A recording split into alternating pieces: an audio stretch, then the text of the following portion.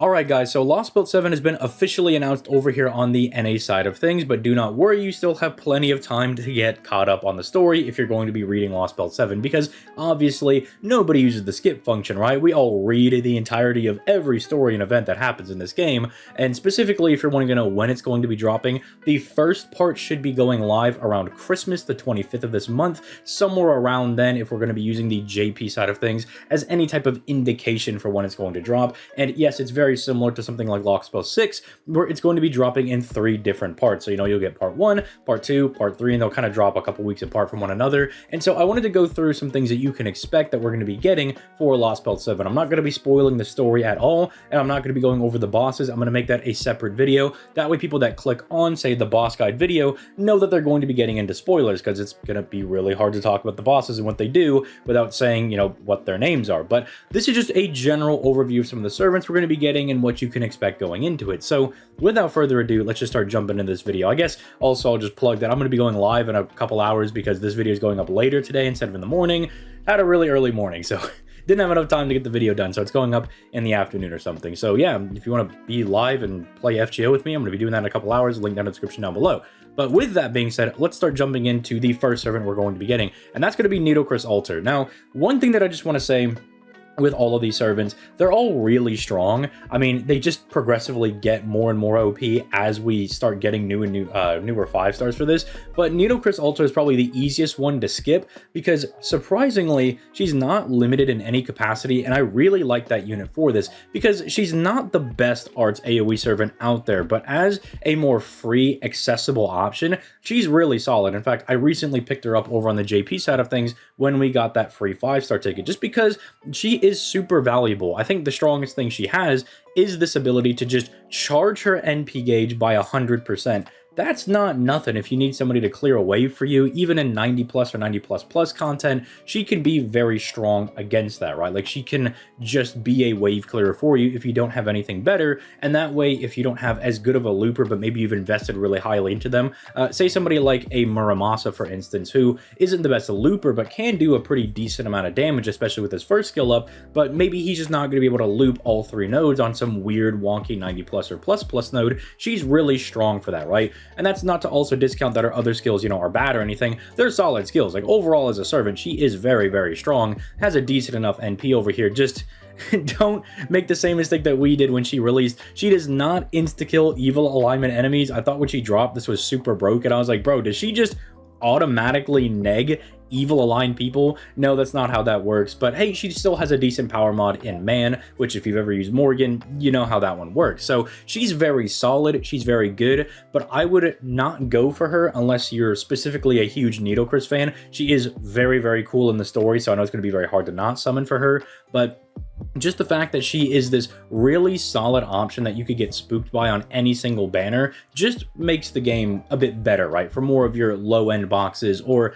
just for people that are more on the free-to-play side. And you gotta love OBS crashing in the middle of your recording. So I got like 15 minutes through and then realized I lost pretty much all of it. So I'm gonna try to go through all of this again. But yeah, basically Nitocris Altar, very, very solid because you can get her in any single banner. I don't recommend going for her because you can get spooked by her in any banner, and if you really like Nitocris, I would highly advise you to just wait and see if you get her on a random banner or pick her up on the free 5-star ticket when we do get that. I know it's a ways out, but hey, it's guaranteed to get her if you can just wait a little bit. Plus, the other servants over here are kind of nuts. I don't want to breeze over Tlalak over here, or Tenochtitlan, whatever you want to call her, whatever name you want to use, right? Most people just use Tlalak because it's easier to say. She is kind of a weird servant because you are going to be able to get her on all 3 banners, so you have a very high likelihood of fixing her low NP damage problem by getting additional copies of her. But they really went out of their way to make sure, no, you're going to use this servant as kind of like a pseudo offensive DPS slash support type servant. I mean, DPS is really saying it lightly. Let's just call her an offensive support. Let's call it what it is, because they built into her NP this effect. This is good.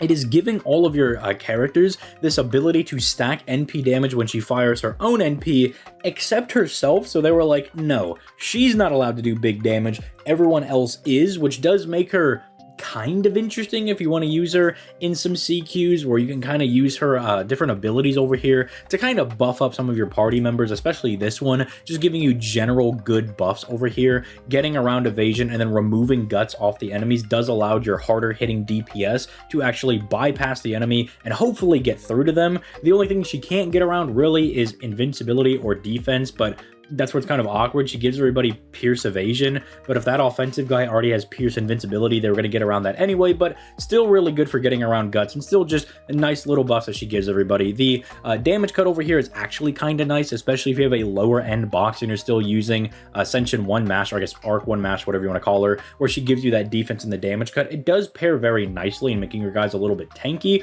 but then you're running Mash, Tlaloc, and then either a support or another DPS, so can be a little bit of an awkward team, but she's fun to use. As long as you don't go into the banner expecting that she's going to be this crazy offensive killer for you, or she's going to be your main quick looper, which technically she can be, but you definitely have better options. Like, really unfortunate that we just got the Tea Lady, we just got Huyan, we just got Britomart, you know, we have Dante's with his buff now, so it's kind of like awkward if you want to use her, but if you are determined enough, you can try to make it work. I mean, you can use double Ruler Scotty, Plug Suit Oberon. She gives herself this NP damage buff on Overcharge at least, so that's kind of decent, I suppose, but she's more of a prize servant if anything, and if you do like her, break her out when you can, just don't expect her to be meta-defining. Not like these other two over here. So Tetz is really I had it scored to the bottom because we were talking about the other rate-ups, but Tetz over here is very interesting because if you do not have your own Castoria, this guy is kind of like Taigong, where you don't really need that because you can just use double Tetz,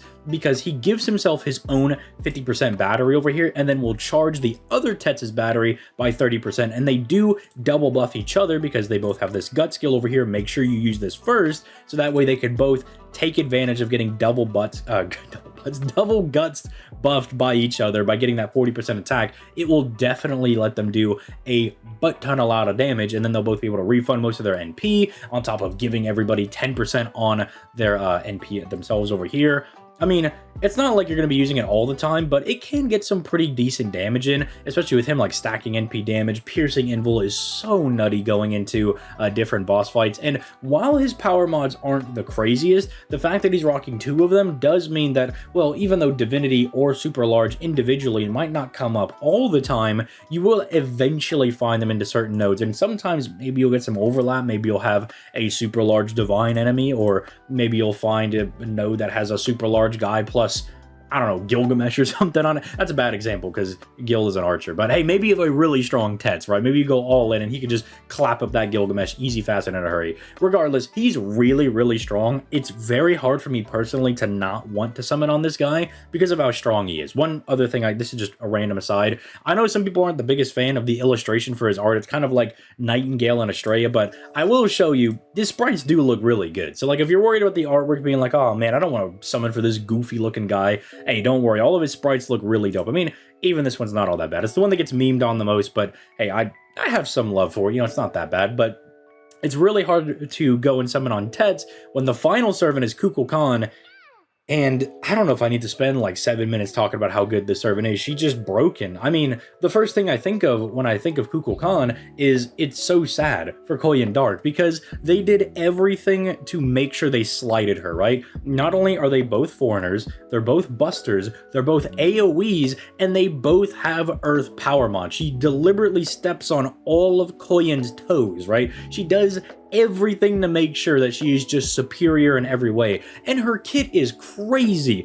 I mean, the one thing that they maybe could have done to give Koyan a chance was, well, maybe she just doesn't have an easy time proccing all of her skills, because she kind of has these ranked up versions of these skills where if you consume 10 stars, you get these little buffs over here. But not only does she make 10 stars every turn passively, she bombs 30 on her NP, and Koyan's guy is second skill bombs 20 anyway. So if you're just going to use her as a farmer, you only need 20 stars to get the NP damage buff and to get the attack buff. You don't care about the second effect of this one farming, but even if you are going into a challenge quest and you want this immediately, you can just slap on any star bomb CE. I mean, even the 4-star ones plus a friend Koyanskaya will get you to like 32 stars or something, which is more than enough to proc all these skills. And then let's just not also talk about the fact that everyone thinks of her as a DPS, but if you need her to be, she can have a little bit of utility, because not only is she buffing the party's attack, she can donate the 50% battery to somebody, donate the offensive buffs. It's just insane, right? The only thing she has that's selfish is the third skill, because the 10 stars technically can go into anybody. The party debuff success rate happens to everybody. 30 stars, anybody can use that, right? It's just such a mistake of a unit, right? They're just way too nutty. And she's been out for 2 years on JP, and it doesn't feel like she's aged a day. It felt like she was made way better than her time. I can't imagine what it's like Castoria. I don't know what servant they're gonna have to put out to power creep this servant, but it's not gonna be good for the game because of how strong this servant already is individually. Thank goodness there's no PvP, because even if somebody is like stupid dummy broken, we're just fighting the AI. So at the end of the day, who really cares? I don't. If we're beating up the AI, if I'm hitting them for 39 million damage, who cares? It's the AI, it's a computer, doesn't have feelings, so I don't care about all that. But if there was PvP ever introduced into the game, some of these servants are definitely going to be a problem. But I mean, there's also the fact that, like, if you for some reason bring Castoria into the team, target the invincibility onto her, it just turns into solemn defense. Merlin's AoE, invincibility buff for her, that's just solemn defense for a turn. Her own third skill, that's not invincibility, that's actually solemn defense for a turn. Ridiculous. And some people will say, well, doesn't solemn defense have some kind of counterplay? It is counterplay from a free-to-play servant that we got that only specifically gets around solemn defense. And they're a boss once at the very end of Ordeal Call 3. It is ridiculous. It's like, solemn defense finally countered. I'm like, really? Is it really countered? If it's like one random boss has it, I don't know. Like, they haven't been giving it to like NPC bosses or anything, right? They're the only people that are able to get around it, and they only get around that specifically, right? So I don't know. She's just ridiculous. Like, as much as I think Tetz is worth summoning for, and I think he's like such an insane servant, it's hard to tell you to not summon for Kukulkan, because I don't even have Koyanskaya or Oberon on JP, and I still use her. I have her at NP2. I got one when she initially came out and one from a GSSR, and she's just too good to not use in like 90 plus or 90 plus setups, or even into boss fights where I'm like, I don't know, just bring Merlin and Chen Gong or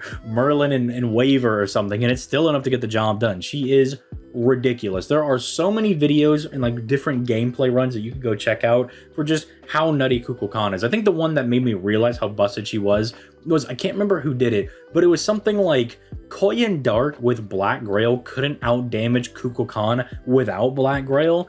And I saw it was like something along those lines. And once I saw that, I was like, this servant is just too much. It's way too much. So understandably, if you would like to summon for Kukulkan because you think she's cute, well, congratulations. She's also broken beyond belief.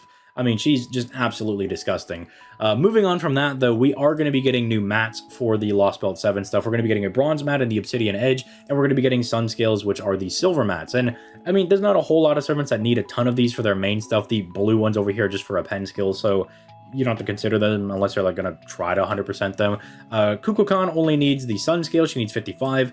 Tetz unfortunately needs like 256, 264, even worse, of the bronze mat over here. So that is a little unfortunate. If you do go for him, you are going to have to do a little bit of farming. But hey, if you summon for Charlemagne, you already know that pain, right? But yeah, aside from all that, that's pretty much it for Lostbelt 7 without trying to spoil too much. The boss guide will be coming out closer to when Lostbelt 7 does initially drop.